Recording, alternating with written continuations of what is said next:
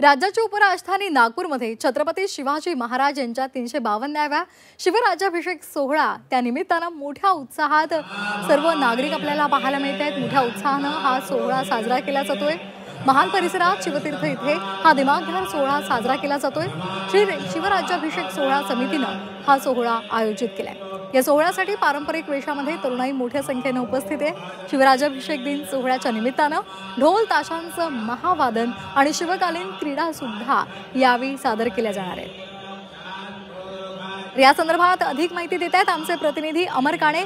अमर, अतिशय सुंदर असा हा सोहळा, अगदी त्याचं वर्णन सुद्धा आपल्याला करता येणार नाही आणि या सोहळ्याचे तुम्ही साक्षीदार होत आहेत। कशा पद्धतीचं वातावरण पाहायला मिळते?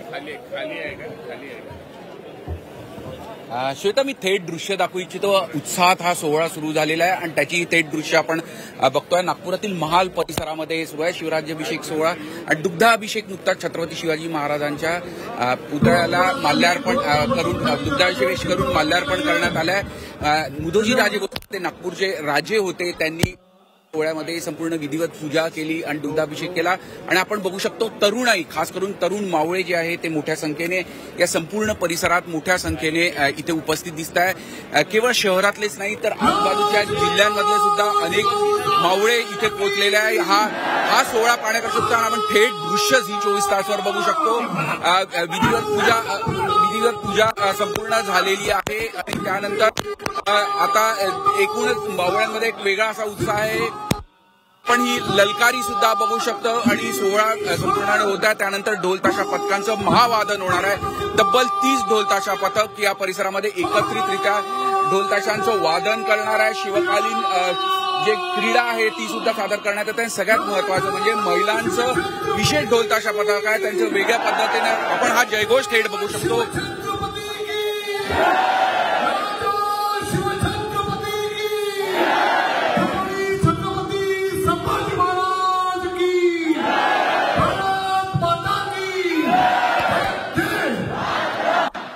आपण बघू शकतो छत्रपती शिवाजी महाराजांचा जयघोष होता। छत्रपती संभाजी महाराजांचा त्यानंतर एका पाठोपाठ या सोहळ्याचा रंगतदार असे कार्यक्रम सुरू आहे आणि सगळ्यात महत्वाचं म्हणजे तरुणाई अगदी पारंपरिक वेशभूषेत उपस्थित आहे। एकूणच रायगडावर जो उत्साह आहे तो राज्याच्या उपराजधानी सुद्धा तोच उत्साह दिसून येतोय।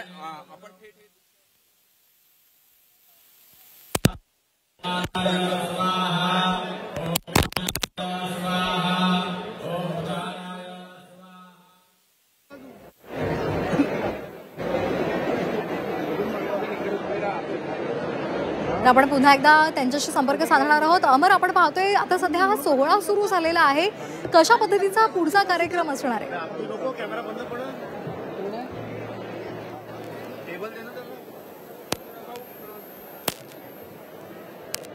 दुग्धाभिषेक झाल्यानंतर आता तिथे ढोल ताशा पथकांचं वादन, ढोल ताशे पथक एकत्रितरित्या हे संपूर्ण वादन करेल आणि सगळ्यात महत्वाचं म्हणजे तरुणाईचा असा उत्साह, तरुण मावळ्यांचा हा सगळा उत्साह आपण बघू शकतो। आपण तिथे बघू शकतो आणि आपण बघू शकतो विविध भागातून शहराच्या हे सगळे तरुण तिथे पोहोचलेले आहेत आणि संपूर्ण सोहळ्याची रंगत पाहून दिसून येत आहे। एकदम रंगतदार आणि दिमागदार असा संपूर्ण सोहळा मी जसं सांगत होतो, केवळ नागपुरातून नाही मुंबईला अगदी छत्तीसगडमध्ये काही नवीन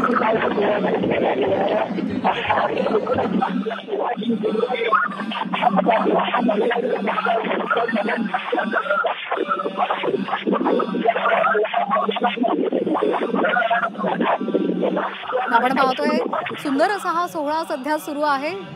दुग्धाभिषेक केला जातोय, जलाभिषेक केला जातोय आणि याच वेळेला इथे जी लहान मुलं आलेली आहेत ती युद्ध कलांचं सादरीकरण सुद्धा करत आहेत, तर दुसरीकडे महाराजांची महती सांगणारे पोवाडे सुद्धा गायले जात आहेत।